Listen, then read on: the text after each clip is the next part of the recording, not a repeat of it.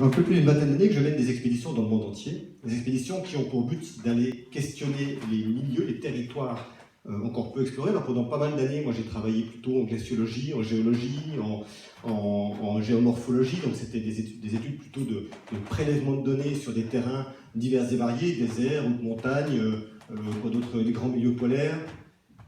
Qui sont assez sympas aussi. Les milieux marins qu'on visite dessus, dessous, et puis de toutes les manières qu'on peut. Qu'est-ce qu'on a d'autre? Ah ben voilà, dessous. Donc ça c'est sympa aussi parce que c'est quand même le plus grand milieu inexploré. Enfin, c'est ce qu'on dit. Moi je suis de moins en moins d'accord. Je pense que le vrai grand milieu inexploré de notre planète, c'est celui-ci.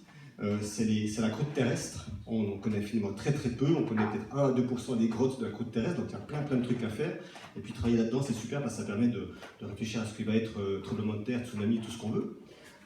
Les forêts tropicales, qui est un autre milieu fermé, c'est intéressant aussi. C'est le genre de milieu où on entend tout et on voit rien, donc c'est toujours assez intéressant en termes de perception et de réalité. On en parlera beaucoup de ça. Et puis évidemment, les rencontres, les contacts avec les humains, qui sont finalement, on n'en voit pas toujours dans les milieux extrêmes, mais j'ai travaillé avec beaucoup d'humains. En gros, j'ai travaillé avec 250 cultures et langues différentes. Donc c'est intéressant quand vous partez, c'est pas le sujet du soir, mais on pourra en parler longtemps, quand vous partez en expédition avec, dans des pays où vous avez 16 cultures et langues différentes dans la même expédition, et que vous devez faire comprendre la même chose à tout le monde pour qu'ils fassent tous le même travail. Et là, on voit quand même, c'est super intéressant, on avait sûrement tous expérimenté que le mot qu'on dit à une personne ne marche pas du tout sur une autre. Et quand on parle de perception et de réalité, on commence à constater que ce qu'on croit être très clair et ce qu'on perçoit d'une certaine manière est perçu de manière très différente par d'autres cultures, et que quand on commence à vouloir travailler ensemble, ça demande de chercher les bons gestes.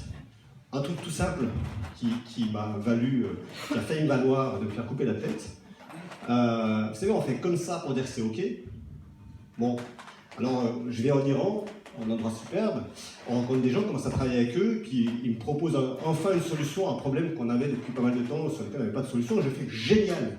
Et là, je vois les deux personnes qui sont en face de moi.